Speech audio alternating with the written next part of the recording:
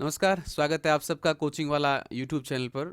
Science की क्लासें चल रही थी और अपना अगला टॉपिक है जीव विज्ञान का, जिसमें है जंतुओं में जनन। केवल जंतुओं का है, पादपों का जनन नहीं है इसमें। जंतुओं में किस प्रकार से रिप्रोडक्शन होता है पूरा आज समझेंगे। जंतु किस प्रकार से अपना अपना जो वंश है आगे कैसे बढ़ाते हैं, जनन किस प्रकार से होता है, तो अपन मानव का भी पढ़ेंगे और छोटे मोटे जीव जैसे अमीबा है, प्लेनेरिया है, लेस्मानिया है, इनमें किस प्रकार से जनन होता है वो भी देखेंगे। जनन के क्या क्या पार्ट्स होते हैं वो सारा का सारा आज अपन इस टॉपिक में देखेंगे। जंतुओं में जनन। देखो, जनन क्यों करते हैं, क्या आवश्यकता पड़ गई जनन की। तो जनन इसलिए किया जाता है ताकि अपनी जाति का, अपने वंश को आगे बढ़ाया जा सके। और ये भी चीज होती है कि जनन जो एक ही प्रजाति होती है उसी में ही संभव है, यानी अलग अलग प्रजातियां आपस में जनन करके नई पीढ़ी उत्पन्न नहीं कर सकती। हाँ, संकरण की कुछ किस्मों में अलग बात है, लेकिन जनन समान प्रजाति में होना ही आवश्यक होता है। और जनन के माध्यम से ही लगातार अपने वंश में, जनसंख्या में वृद्धि की जाती है, समष्टि में वृद्धि होती है। तो जनन के बारे में चर्चा करेंगे। और जनन मुख्य तौर से अपन पढ़ेंगे, दूसरी भाषा में कहें तो दो भागों में पढ़ें। इसमें एक तो लैंगिक जनन यानी सेक्सुअल रिप्रोडक्शन, और दूसरा पढ़ेंगे एसेक्सुअल या अलैंगिक जनन। और एक अपन ये भी पढ़ लेंगे क्लोनिंग की जो प्रणाली आई है वर्तमान में, उसको पढ़ लें। आप कहो तो इसको भी पढ़ सकते हैं, आईवीएफ को, इन विट्रो फर्टिलाइजेशन। ये आर्टिफिशियली रूप से उपयोग ले रहे हैं, तो इनके बारे में सारा अपन चर्चा करेंगे। पहला अपन ले रहे हैं मानव में किस प्रकार जनन होता है। तो मानव का पढ़ लेंगे और मानव के बाद में अन्य जो चीजें हैं उसके बारे में चर्चा कर लेंगे। मानव में जनन हेतु दो प्रकार से अपन देखते हैं कि जो लिंग है नर का अलग होता है और मादा का अलग होता है। तो इनका जो जनन तंत्र है वो भी कैसा होता है, थोड़ा अलग होता है। नर में नर जनन तंत्र होता है और मादा में मादा जनन तंत्र होता है। इन दोनों सिस्टमों में से नर से निकलता है शुक्राणु, स्पर्म निकलता है, मादा से निकलता है अंडाणु। शुक्राणु और अंडाणु मिलकर, ये दोनों जो शुक्राणु और अंडाणु है इनको बोलते हैं युग्मक। और इन युग्मकों से मिलकर बनता है युग्मनज, सलियन से युग्मनज। और ये युग्मनज कैसे बनता है, इन दोनों के सलियन से। तो ये प्रक्रिया कहलाती है युग्मक सलियन। और इस युग्मनज से बनता है कोरक, और इस कोरक से पूरे के पूरे भ्रूण का निर्माण होता है, और भ्रूण से वापस पूरी एक बॉडी यानी एक वयस्क में बदलता है। भ्रूण पूरा एक वयस्क में बदलता है। तो इस प्रकार का सिस्टम होता है। नर से निकलता है शुक्राणु, मादा से निकलता है अंडाणु, और पूरा का पूरा एक सिस्टम होता है। उस सिस्टम के बाद में एक नया वयस्क प्राप्त होती है, एक शिशु बनता है भ्रूण से। तो नर में कैसा सिस्टम होता है देखिए। यदि अपन नर जनन अंगों की बात करते हैं तो देखो, आप ढंग से समझिएगा इसको। या मैं इसको एक रफली डायग्राम में देता हूं आपको। तो ये होता है वर्षण, जिसमें ये होता है बाहर का जो कोट कहलाता है वो वर्षण कोश।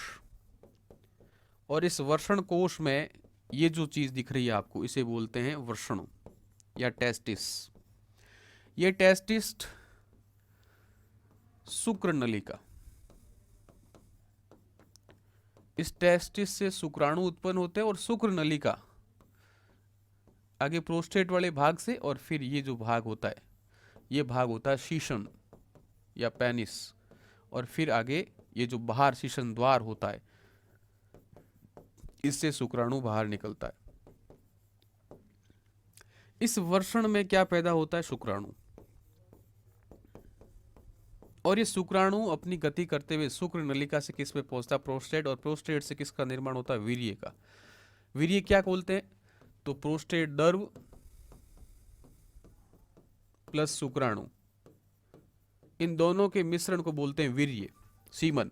और ये सीमन वापस शीशन द्वार से होता हुआ आगे निकलता है। तो आप इसको डायग्राम से समझिएगा। देखिए, ये जो बाहर का जो कोट दिख रहा है आपको, ये होता है वृषण कोश। इस वृषण कोश में वृषण रहते हैं, टेस्टिस रहते हैं, और ये वृषण कोश शरीर से बाहर होते हैं। इसलिए होते हैं क्योंकि शरीर का तापमान ज़्यादा होता है और शुक्राणु बनने के लिए तापमान की कमी चाहिए। बॉडी से 3 से 4 डिग्री सेंटीग्रेड तापमान यदि कम हो तो क्या होता है, शुक्राणु उत्पन्न होता है, शुक्राणु जल्दी बनता है, उसके लिए एक अच्छा एनवायरनमेंट तैयार होता है। तो इस वर्षण से शुक्राणु, और हाँ ये भी ध्यान रखना, इससे एक हार्मोन भी टेस्टोस्टेरोन निकलता है, टेस्टोस्टेरोन बनता है, और इस टेस्टोस्टेरोन वर्षण द्वारा उत्पादित होता है और इनसे शुक्राणु भी उत्पन्न होते हैं। इस शुक्राणु जो उत्पन्न होने वाला वर्षण है, इस वर्षण के ऊपर एक ग्रंथि होती अधिवृषण, और फिर यहाँ से शुक्रवाह, और शुक्रवाह से आगे बढ़ते हुए ये यहाँ से इस प्रकार से आएगी, और यूरेटर, यूरेटर का मतलब होता है मूत्राशय, जहाँ मूत्र इकट्ठा रहता है, उसके नीचे वाले भाग से ये जो भाग है ये बोलते हैं शुक्राशय, जहाँ पर शुक्राणु इकट्ठा होकर रहते हैं, बोलते हैं शुक्राशय। शुक्राशय से आगे बढ़ोगे तो यहाँ होती रसकलन नलिका, और ये जो आप ग्रंथि टाइप भाग दिख रहा है ये होता है प्रोस्टेट ग्रंथि, और यहाँ होती बल्बो यूरेथ्रल ग्रंथि, बल्बो यूरेथ्रल ग्रंथि, और इसके आगे निकलते ही ये जो वीर्य बनता है, ये वीर्य शीशन मूत्र नली की सहायता से आगे बढ़ता है। यानी सीधी सी बात है, यहीं से ही मूत्र निकलता है और यहीं से ही शुक्राणु वगैरह वीर्य वगैरह निकलते हैं, और ये होता है शीशन मुंड या अग्रच्छद, और ये होता है शीशन वाला पार्ट। वापस देखो, वृषण, वृषण के ऊपर ग्रंथि होती है अधिवृषण, फिर आगे बढ़ो शुक्र नलिका, शुक्र नलिका से यूरेटर से होते हुए आगे बढ़ेगी, जहाँ आता है प्रोस्टेट, और यहाँ मूत्र नलिका और ये जो शुक्र नलिका आपस में मिलती है, प्रोस्टेट के बाद में वीर्य बनता है, और वीर्य से आगे शीशन जो होता है, शीशन नलिका के माध्यम से आगे निकलता है, और ये शीशन मुंड, यहाँ से शुक्राणु बाहर निकलता है। यदि एक और चीज़ यहाँ देखें तो वापस वही बात है, ये शुक्राणु बनने वाला वर्षण, और वर्षण के बाद वर्षण कोश, ये शुक्र नलिका के प्रोस्टेट में खुलती है और शुक्राशय में खुलती है, और शुक्राशय के आगे प्रोस्टेट ग्रंथि होती है, और प्रोस्टेट से वीर्य का निर्माण होता है, और वापस ये शीशन के माध्यम से आगे निकल आता है। ये नर जनन अंग है, नर जननांग है, और नर जननांग से पूर्ण रूपेण अपन बात करें तो वीर्य का निर्माण होता है, और इस वीर्य में क्या होते हैं, शुक्राणु होते हैं, स्पर्म होते हैं। वैसे मादा की बात करें अपन तो मादा में भी इस प्रकार मादा जनन तंत्र उसी प्रकार से, इस प्रकार से नर में नर जनन तंत्र होता है, मादा में मादा जनन तंत्र होता है। इसमें आप इस तरह से देखोगे तो मैं एक डायग्राम बना के आपको समझा देता हूं कि जिस तरह से आप वर्ल्ड कप देखते हो उसी प्रकार से जो मादा जनन तंत्र भी होता है, ये जो आप डायग्राम देख रहे हो मादा जनन तंत्र का होता है। इसमें कौन कौन से पार्ट्स होते हैं, तो यहाँ होता है अंडाशय, ये जो आपको गोल गोल संरचना दिख रही है ये होता है अंडाशय, और इसी अंडाशय से किसका निर्माण होता है, अंडाणु का निर्माण होता है, ओवम का निर्माण होता है। और इस अंडाशय का जो जुड़ा वाला भाग होता है ये भाग कहलाता है फिम्ब्री। क्या कहलाता है, फिम्ब्री या झालर। इस झालर के ऊपरी भाग को बोलते हैं फैलोपियन ट्यूब, फैलोपियन ट्यूब, या इसे बोलते हैं डिंब वाहिनी। और डिंब वाहिनी के आगे वाला भाग, ये जो आपको पोर्शन दिख रहा है ये होता है गर्भाशय। कौन सा भाग होता है, गर्भाशय। गर्भाशय की 3 परतें होती है ना, आंतरिक, मध्य और बाह्य। और फिर ये जो पार्ट आपके आगे खुलता है ये होता है योनि वाला पार्ट, वेजाइनल पार्ट होता है। तो ये मादा जनन तंत्र मोटे तौर से अपन देखें तो ये पार्ट्स होते हैं। अब इसमें क्या होता है देखो, यहां से अंडाणु निकलता है, यानी अंडाशय से क्या निकलता है, अंडाणु निकलता है। इस प्रकार क्या आकृति होती है, अंडाणु आगे निकलता है, और ये फैलोपियन ट्यूब वाला भाग होता है। तो आप इसको अब पूरे ढंग से समझिएगा। माना कि अब मैं शुक्राणु का प्रवेश करवा रहा हूं, तो शुक्राणु इस योनि से प्रवेश, शुक्राणु का डायग्राम आप देख लो, इस प्रकार का होता है। ये होता है इसका ऊपरी भाग, ये मध्य भाग, और ये पुच्छ होती है। तो शुक्राणु का अग्र भाग इसमें प्रवेश करता है, मतलब अग्र का पूरा शुक्राणु प्रवेश करता है योनि के अंदर, और फिर ये गर्भाशय से होता हुआ सीधा कहाँ पहुंचता है, फैलोपियन ट्यूब में। कहाँ पहुंचता है, फैलोपियन ट्यूब में। और फैलोपियन ट्यूब में यहाँ से अंडा अपना गति करता हुआ पहुंचता है।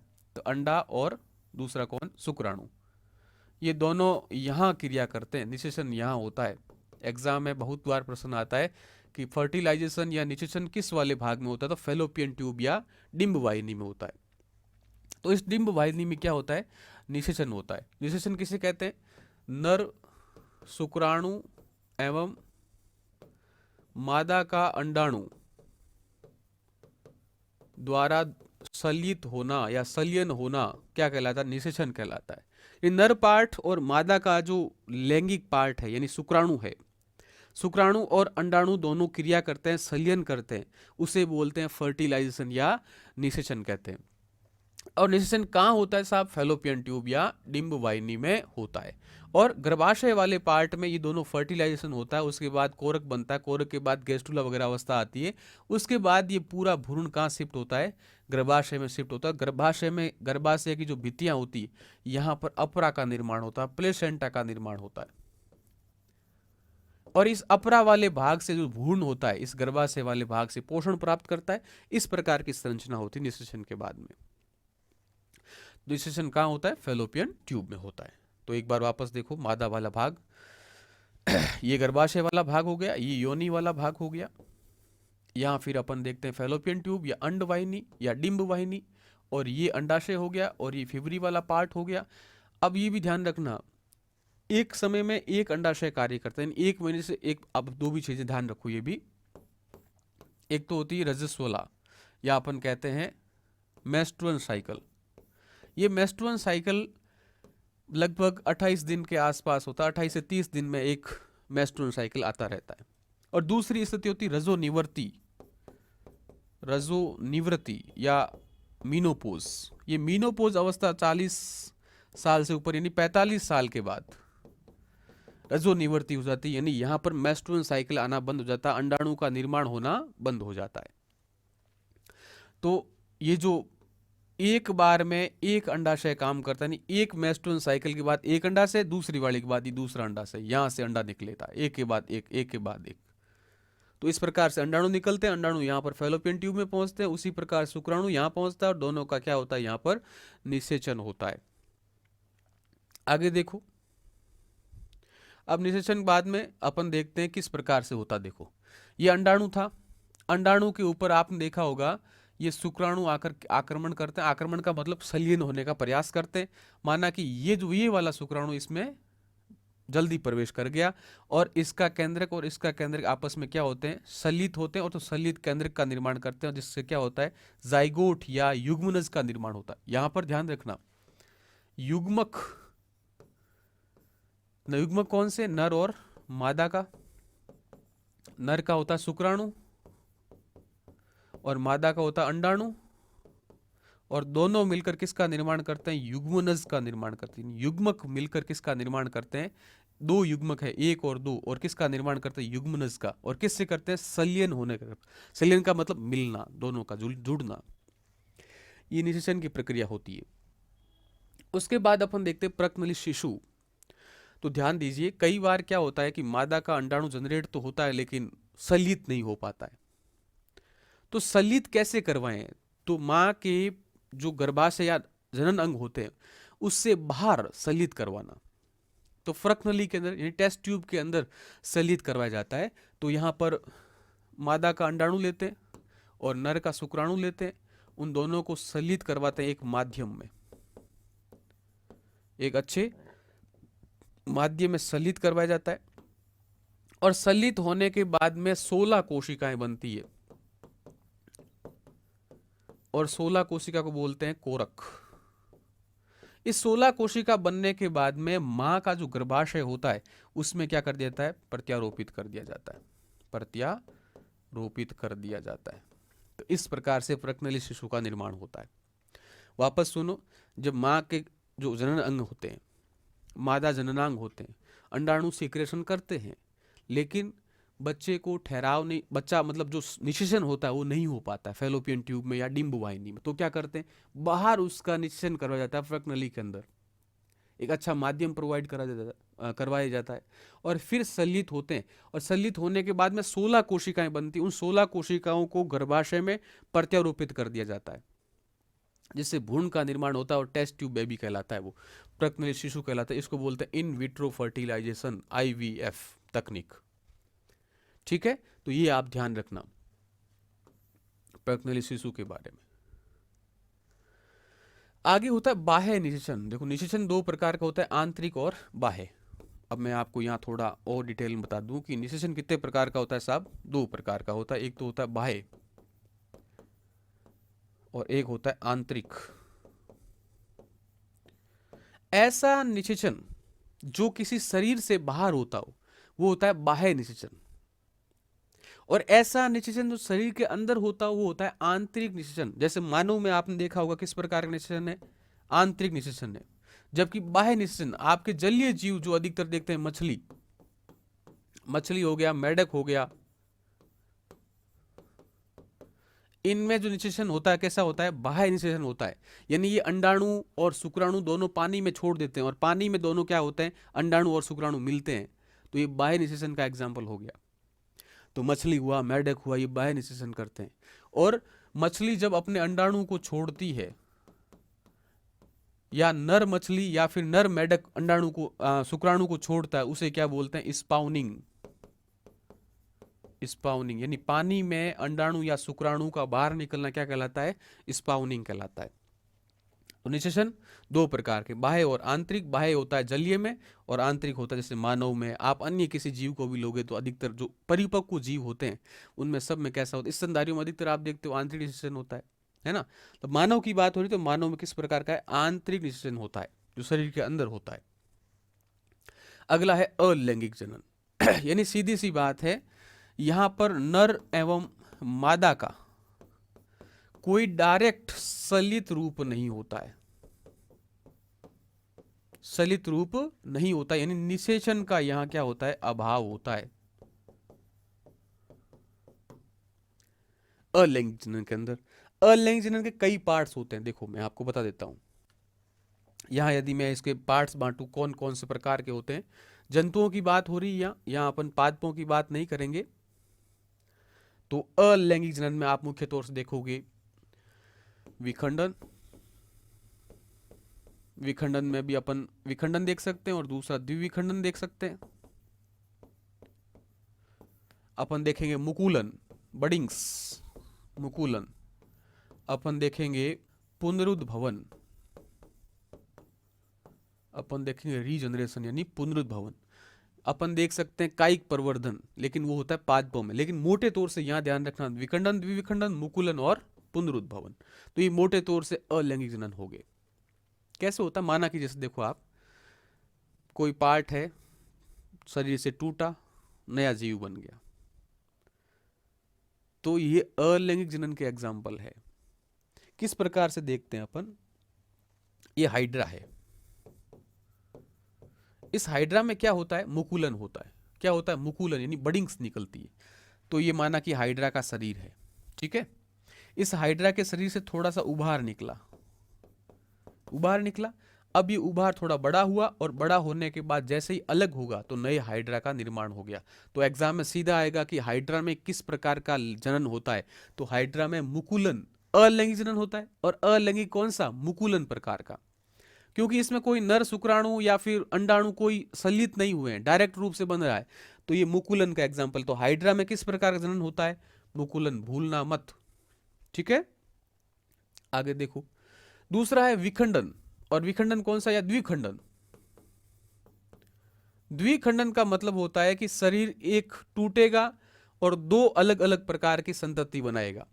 तो अमीबा में किस प्रकार का होता है, लेशमानिया और अमीबा। एक एग्जांपल और ध्यान रखना, लेशमानिया, लेशमानिया और अमीबा दोनों में द्विखंडन प्रकार का होता है। माना कि अमीबा है, इस अमीबा में क्या होगा, जो केंद्रक होगा दो भागों में बटेगा और एक दो नए अमीबा का निर्माण कर देगा, संतति बना देगा, ये कहलाता है द्विखंडन। तो दो खंडों में बंटना अमीबा में किस प्रकार का होता है, द्विखंडन। लेशमानिया में भी द्विखंडन, ये रहा चलो लेशमानिया, इसमें भी किस प्रकार का होता है, द्विखंडन, यानी दो भागों में बटा दिया। तो केंद्रक था, केंद्रक दो भागों में बटा, फिर दो भागों में अलग अलग हुआ और दो नए प्रकार क्या बना दिए, लेशमानिया बना दिए। आगे है प्लाज्मोडियम में बहुखंडन, वेरी वेरी इंपॉर्टेंट। प्लाज्मोडियम में किस प्रकार का अलैंगिक जनन होता है, बहुखंडन, बहुत सारे खंडों में बढ़ जाती। माना कि ये कोई प्लाज्मोडियम है, इसमें एक कोशिका होती है और ये कोशिका बहुत सारे खंडों में टूटती जाती, तो ये क्या हो गया, बहुखंडन। तो प्लाज्मोडियम में बहुखंडन का एग्जाम्पल। फिर होता है प्लेन एरिया रीजनरेशन या पुनरुद्भवन। अब आपको पुनरुद्भवन क्या होता है? माना कि कोई शरीर टूट गया, छत छत विकसित हो गया। माना कि मेरी अंगुली है, टूट गई, छत विकसित हो गई, और टूटने के बाद नए एक जीव का निर्माण कर दिया। आपने देखा वो छिपकली, छिपकली की जब पूंछ टूटती है तो वापस पूंछ उगा लेती है, वो भी पुनरुद्भवन का एग्जाम्पल हुआ, जनन नहीं है, क्योंकि पूरी मछली पूरी छिपकली का निर्माण नहीं हुआ है। पर यहां ऐसा होता है कि जो प्लेन एरिया होता है, माना कि प्लेन एरिया को आपने 3 भागों में काट दिया, ये प्लेन एरिया है, इस प्लेन एरिया को आपने 3 भागों में काट दिया, तो ये 3 अलग अलग प्लेन एरिया बन जाएंगे। इसे बोलते हैं पुनरुद्भवन, रीजनरेशन, नए जीव बनाने की क्षमता। तो प्लेन एरिया किस में क्या होता है? प्लेन एरिया में पुनरुद्भवन नामक अलैंगिक जनन होता है। अब है क्लोन किसे कहते हैं? तो एक ही जनक से उत्पन्न संतति क्लोन कहलाता है। माना कि कोई मादा है, उस मादा से ही आपने एक नई संतति उत्पन्न कर दी, वो कैसा होता है? क्लोन होता है। तो एक ही जनक से उत्पन्न संतति, अच्छा किस प्रकार का जनन होता है? ये भी अलैंगिक प्रकार का जनन है, क्योंकि नर और मादा इसमें अलग अलग पार्ट भाग नहीं लेते, तो अलैंगिक जनन है। और एक ही जनक से क्या होती? उत्पन्न संतति होती। क्लोन को समझिएगा, आपने देखा होगा डोली भेड़, नाम तो सुना ही होगा डोली भेड़। डोली भेड़ का निर्माण 1997 में किया था। किसने किया था? तो इयान विल्मुट ने। इस सेंटर का नाम था रोजलिन सेंटर। इस रोजलिन सेंटर कहां था? स्कॉटलैंड में। तो स्कॉटलैंड एक जगह थी और वहां पर एक सेंटर का नाम था रोजलिन सेंटर, वहां पर काम करते थे इयान विल्मुट। इस इयान विल्मुट ने पहली बार भेड़ का डोली भेड़ बनाई थी। और ये डोली भेड़ किस प्रकार बनाई थी? माना कि ये मादा डोली भेड़ की माँ है, मादा है, उस मादा की ही 2 अलग अलग कोशिका ली, एक तो ली कायिक कोशिका और दूसरी ली अंड कोशिका। अंड कोशिका और कायिक कोशिकाओं से क्या बना दी? यानी एक ही जनक है, डोली की मां है, उस मां की 2 अलग अलग कोशिकाओं से क्या बना दी? नई भेड़ बना दी। और क्या प्राप्त कर ली? डोली भेड़। यानी एक ही प्रकार की संतति से उत्पन्न संतति क्लोन कहलाता है। ठीक बात। तो ये मादा थी, मादा की कायिक कोशिका ली और अंड कोशिका ली, इन दोनों को मिलाकर एक नई भेड़ बना दी, डोली भेड़। एग्जाम में कभी पूछ ले कि पहला क्लोन किसका बना था? तो मेढक का बना था 1950 में। तो सबसे पहले क्लोन किसका बना था? मेढक का, 1950 में बना था। कुछ क्लोनों के नाम भी ध्यान रख लेना आप। क्लोन, यहां अपन केवल जंतुओं की बात हो रही। जैसे मेढक था, सबसे पहले बना था, मेढक का क्लोन सबसे पहले, यानी फर्स्ट रूप में। आपको पूछ ले गाय का, तो चार्ली। आपको पूछ ले भेड़ का, तो डॉली, पॉली, मॉली। तो ये सारे किसके थे? भेड़ के थे। बंदर के नीरो एवं दंतो, ये किसके थे? बंदर के क्लोन थे। ऊंट के इंजॉज। यदि पूछ ले याक का, तो इजियाक। तो ये मुख्य प्रकार क्या थे? क्लोन थे। भैंस के भी क्लोन बनाए गए थे, महिमा, गरिमा, फर्स्ट एंड सेकंड, इस प्रकार के क्लोन बनाए गए थे। तो ये क्लोनिंग की जो प्रकृति थी, ताकि क्या हो कि जो अच्छी नस्ल है उससे ही एक ऐसी एक नई क्लोन का निर्माण किया जा सके। अब एक प्रकृति होती स्टेम सेल, स्टेम सेल से पूरे के पूरे शरीर का निर्माण किया जा सकता है। ठीक बात है। तो ये मुख्य प्रकार से जनन की बात हुई। तो मानव का जनन हुआ। मानव में अपन ने क्या पढ़ा कि नर जनन तंत्र, मादा जनन तंत्र। फिर अपन ने पढ़ा इन दोनों का निषेचन कैसे होता है। निषेचन के बाद में पढ़ा प्रज्ञलित शिशु क्या होता है। प्रज्ञलित शिशु के बाद पढ़ा क्लोन क्या होता है। फिर अलैंगिक जनन आए। अलैंगिक जनन क्लोन का ही पार्ट, क्लोन ही है, ध्यान रखना। अलैंगिक जनन में क्या होता है? अपन ने पढ़ा था द्विखंडन, उसके बाद पुनरुद्भवन, अपन ने पढ़ा है मुकुलन। तो ये मुख्य तौर से जंतुओं में होने वाले क्या है? जनन है। आप इसको वापस देखिएगा, ढंग से देखिएगा। मिलते हैं अगली वीडियो में। Thank you very much.